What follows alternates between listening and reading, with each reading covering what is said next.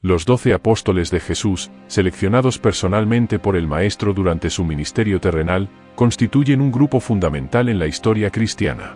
Aunque algunos, como Pedro y Juan, desempeñan roles más prominentes en los evangelios, otros permanecen en la penumbra, sus contribuciones y vidas apenas trazadas en las Escrituras. Cada uno de ellos aporta una perspectiva única y representa la diversidad de antecedentes y experiencias dentro del círculo íntimo de seguidores de Jesús. Comencemos. Simón Pedro, también conocido simplemente como Pedro, fue uno de los discípulos más destacados y carismáticos de Jesús. Su personalidad era apasionada y a veces impulsiva. Pedro era pescador de profesión antes de unirse a Jesús, lo que añadía un toque terrenal a su carácter. A menudo, actuaba como portavoz del grupo y era reconocido por su valentía, aunque también experimentó momentos de duda y debilidad. Pedro era conocido por su deseo ferviente de seguir a Jesús y su prontitud para expresar sus pensamientos y sentimientos. Jesús le dio el nombre Cefas o piedra, resaltando la firmeza que Jesús vio en él y señalando su futuro papel crucial. Pedro tuvo varios momentos clave en su relación con Jesús. Uno de los más notables fue cuando Jesús caminó sobre el agua, y Pedro, impulsado por la fe, pidió caminar hacia él también. Aunque Pedro dudó y comenzó a hundirse, Jesús lo salvó, enseñándole la importancia de la fe. Otro momento destacado fue la confesión de Pedro en Cesarea de Filipo, donde reconoció a Jesús como el Mesías, el Hijo del Dios viviente. Esta confesión reveló la comprensión espiritual profunda de Pedro y su papel en la misión de Jesús. A pesar de su lealtad, Pedro también experimentó momentos de falla, como su negación de Jesús durante la pasión. Aunque esto fue un momento oscuro, demostró la humanidad de Pedro y la necesidad de la gracia y el perdón. Después de la resurrección de Jesús, Pedro desempeñó un papel fundamental en la iglesia primitiva, fue un líder entre los apóstoles y desempeñó un papel crucial en la elección del sucesor de Judas Iscariote. Pedro también fue testigo de eventos significativos, como el día de Pentecostés, cuando el Espíritu Santo descendió sobre los creyentes. Pedro hizo contribuciones teológicas esenciales, destacando su papel en la comprensión del perdón y la gracia divina. Sus epístolas en el Nuevo Testamento, particularmente las cartas 1 y 2 de Pedro, ofrecen instrucciones pastorales, exhortaciones y reflexiones teológicas sobre el sufrimiento y la esperanza cristiana. Juan, conocido como el discípulo amado, tuvo una relación especial y única con Jesús. Se destaca en los evangelios como el discípulo que estaba cerca del corazón de Jesús durante la última cena. Su conexión con Jesús iba más allá de la amistad, era una relación caracterizada por la intimidad y la comprensión profunda. Juan fue testigo de momentos cruciales de la vida de Jesús, como la transfiguración y la agonía en el Getsemaní. La relación especial de Juan con Jesús se basaba en la confianza mutua y un entendimiento espiritual profundo. Jesús confió a Juan el cuidado de su madre, María, durante la crucifixión, lo que subraya la importancia de su relación. En la última cena, Juan fue el discípulo que estaba junto a Jesús y se reclina sobre su pecho. Este gesto simboliza la cercanía y la confianza íntima. Durante la cena, Juan es identificado como el discípulo a quien Jesús revela que uno de ellos lo traicionará. Además, Juan es testigo de la institución de la Cena del Señor, un evento de gran significado en la tradición cristiana. Juan hizo contribuciones literarias significativas al Nuevo Testamento, es el autor del Evangelio según Juan, que difiere en estilo y contenido de los otros evangelios sinópticos. El Evangelio de Juan presenta una perspectiva más teológica y enfocada en la divinidad de Jesús, destaca los «yo soy» dichos de Jesús, subrayando su identidad divina. Además del Evangelio, Juan también es tradicionalmente considerado el autor del Apocalipsis. Este libro profético revela visiones apocalípticas sobre el fin de los tiempos y el triunfo final de Dios. El Apocalipsis es rico en simbolismo y ha sido objeto de interpretación a lo largo de la historia cristiana. Inicialmente, Santiago, el hermano de Jesús, fue escéptico acerca de la misión de su hermano. Según los evangelios, en un momento, pensaba que Jesús estaba fuera de sí y no creía plenamente en su mensaje. Sin embargo, su perspectiva cambió de manera significativa después de la resurrección de Jesús. En 1 Corintios capítulo 15 versículo 7, se menciona que Jesús se apareció específicamente a Santiago después de su resurrección, lo que provocó una transformación radical en él. Esta experiencia parece haber consolidado la fe de Santiago en la divinidad de su hermano y lo llevó a convertirse en un seguidor comprometido de Jesús y su mensaje. Posteriormente, se convirtió en una figura clave en la iglesia primitiva, desempeñando un papel destacado en la expansión del cristianismo. Santiago desempeñó un papel central en la iglesia primitiva en Jerusalén. Su liderazgo se refleja en la narrativa de los Hechos de los Apóstoles y en las epístolas del Nuevo Testamento. Se le atribuye el título de «pilar» de la iglesia en Jerusalén, lo que destaca su posición de autoridad y respeto entre los primeros seguidores de Jesús. Uno de los eventos más destacados en los que participó Santiago fue el Concilio de Jerusalén, alrededor del año 50 después de Cristo. Este concilio se reunió para abordar cuestiones teológicas y prácticas, incluida la cuestión de si los gentiles convertidos al cristianismo debían seguir las prácticas judías. Santiago desempeñó un papel clave en la toma de decisiones y en la redacción de la carta resultante, que proporcionó orientación a las comunidades cristianas. Aunque las Escrituras no registran extensamente las enseñanzas teológicas específicas de Santiago, su epístola en el Nuevo Testamento ofrece valiosas contribuciones a la teología cristiana. En su carta, Santiago enfatiza la importancia de una fe genuina que se manifieste a través de obras y acciones prácticas. Destaca la necesidad de la humildad, la paciencia y la obediencia a la palabra de Dios. La carta de Santiago aborda temas éticos y morales, proporcionando orientación práctica para la vida cristiana. Su énfasis en la relación entre la fe y las obras ha sido objeto de discusión teológica y ha influido en la comprensión del equilibrio entre la fe y las acciones en la vida de un creyente. Andrés, mencionado en los Evangelios como el hermano de Simón Pedro, desempeñó un papel significativo en los primeros días del ministerio de Jesús. Aunque a menudo es reconocido en relación con su hermano más prominente, Andrés tenía su propia importancia en el círculo de discípulos. Es notable que Andrés fue el primero en ser llamado por Jesús, según el Evangelio de Juan, y luego trajo a su hermano Pedro al encuentro con Jesús. Aunque Pedro destaca más en los relatos evangélicos, la relación de Andrés con su hermano sugiere un sentido de comunidad y apoyo mutuo entre los discípulos, contribuyendo así a la formación de la comunidad apostólica. Un momento clave en la relación de Andrés con Jesús es su llamado inicial. Según el Evangelio de Juan, Andrés y otro discípulo, posiblemente Juan, siguieron a Jesús después de escuchar a Juan el Bautista declarar que Jesús era el Cordero de Dios. Jesús les preguntó qué buscaban, y en respuesta a su pregunta sobre dónde se hospedaba, Jesús los invitó a venir y ver. Este encuentro inicial marcó el comienzo de la conexión de Andrés con Jesús. Otro momento destacado es cuando Andrés juega un papel instrumental en la alimentación de los 5000, en el relato de la multiplicación de los panes y los peces. Andrés fue quien identificó al joven con los 5 panes y los 2 peces, lo que llevó a Jesús a realizar el milagro. Aunque Andrés no tiene un papel tan destacado como algunos de los otros discípulos en los Evangelios, se le atribuyen contribuciones significativas. En particular, la tradición cristiana sugiere que Andrés desempeñó un papel crucial en la expansión del cristianismo en regiones como la actual Grecia y Escitia, región del Mar Negro. Su labor misionera ha llevado a que sea considerado el patrón de varios lugares, como Escocia y Rumanía. Una tradición no bíblica pero significativa es que Andrés fue crucificado en una cruz en forma de X, conocida como la Cruz de San Andrés. Según la leyenda, consideró indigno morir de la misma manera que Jesús, por lo que pidió ser crucificado en una cruz diferente. Esta tradición ha influido en las representaciones artísticas y culturales de Andrés a lo largo de la historia. Mateo, también conocido como Leví, era un recaudador de impuestos o publicano cuando Jesús lo llamó a seguirlo. En el Evangelio de Mateo y en el Evangelio de Lucas, encontramos el relato de cómo Jesús vio a Mateo sentado en la oficina de recaudación de impuestos y le dijo: «Sígueme». La respuesta inmediata de Mateo fue dejar su trabajo y seguir a Jesús. Este acto de obediencia y abandono de su profesión anterior marcó el inicio de una nueva vida para Mateo como discípulo de Jesús. Los recaudadores de impuestos, o publicanos, eran generalmente despreciados en la sociedad judía de la época. Eran considerados colaboradores con la ocupación romana, ya que trabajaban para el sistema de recaudación de impuestos del Imperio Romano. Además, se les asociaba con la corrupción y la extorsión, ya que a menudo cobraban más de lo que debían y se beneficiaban personalmente. La elección de Jesús de llamar a Mateo, un publicano, como discípulo provocó críticas y cuestionamientos por parte de los líderes religiosos de la época, quienes veían a los recaudadores de impuestos como pecadores y excluidos. Sin embargo, Jesús desafiaba las normas sociales al demostrar que su mensaje de amor, redención y gracia se extendía incluso a aquellos considerados marginados. Mateo hizo una contribución única al Nuevo Testamento al escribir el Evangelio según Mateo, el primer libro del Nuevo Testamento. Este Evangelio está destinado principalmente a una audiencia judía y destaca la conexión del Mesías con las profecías del Antiguo Testamento.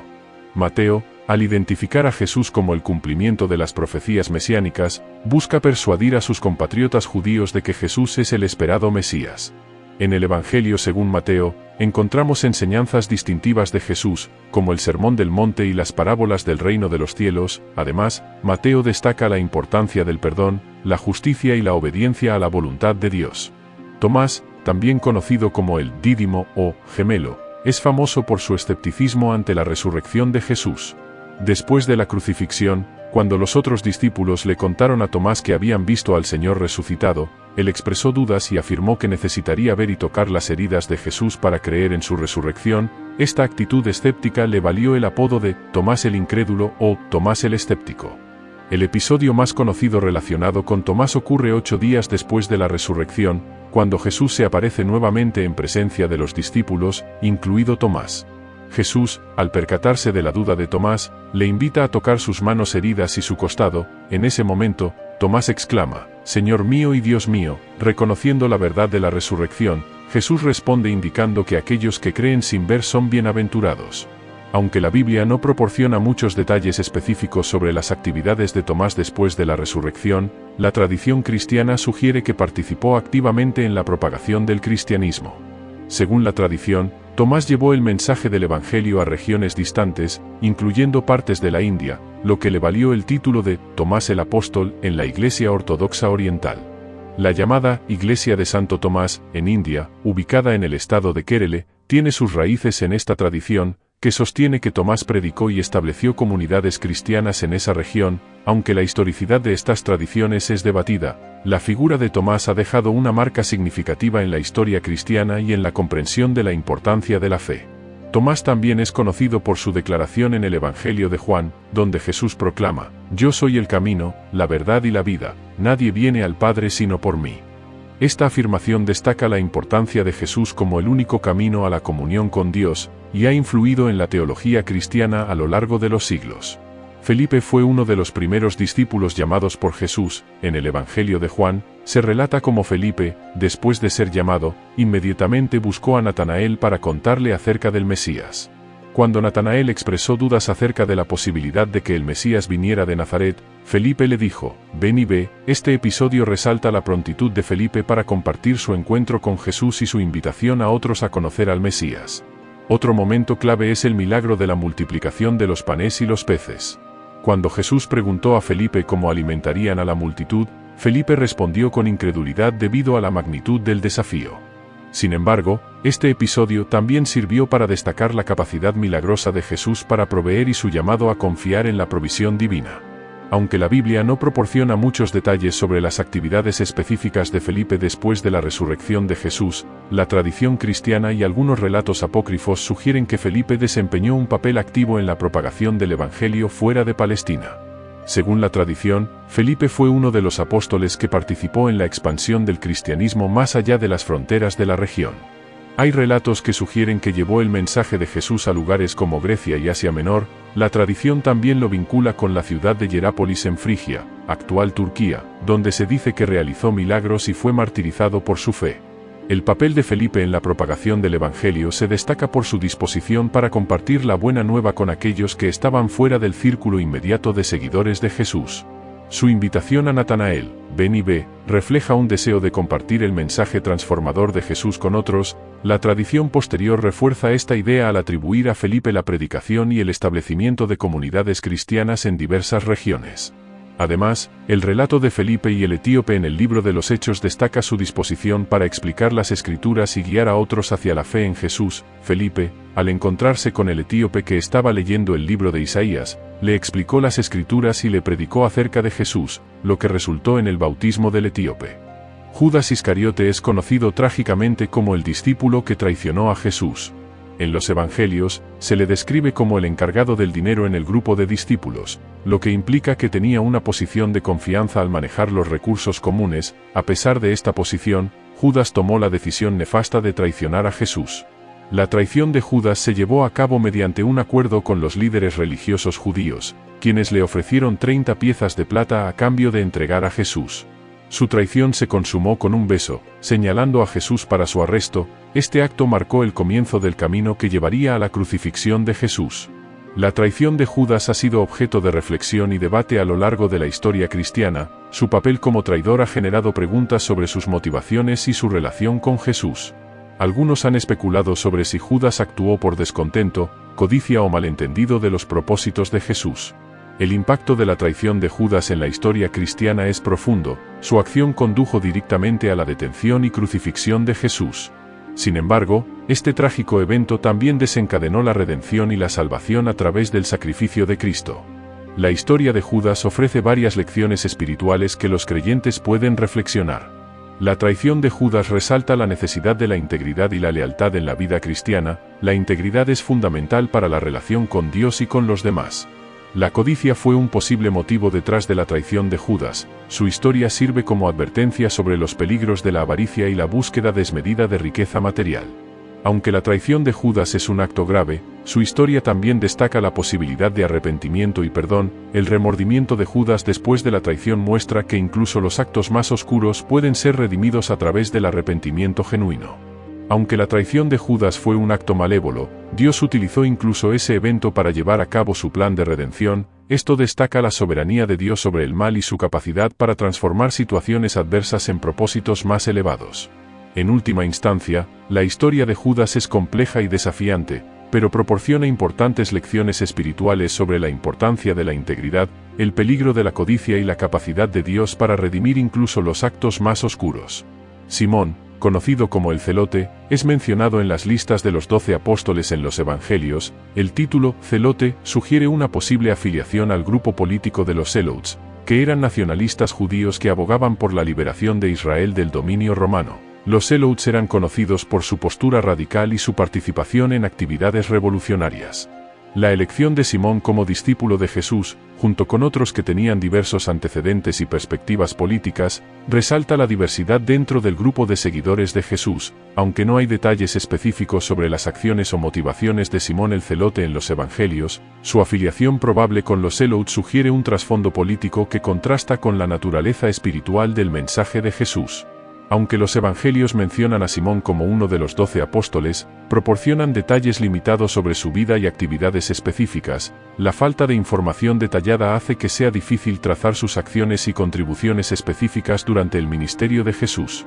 Santiago, el hijo de Alfeo, es uno de los 12 apóstoles de Jesús. En los Evangelios, se le menciona como Santiago el menor o Santiago el justo para distinguirlo de Santiago, el hijo de Zebedeo, quien era conocido como Santiago el mayor.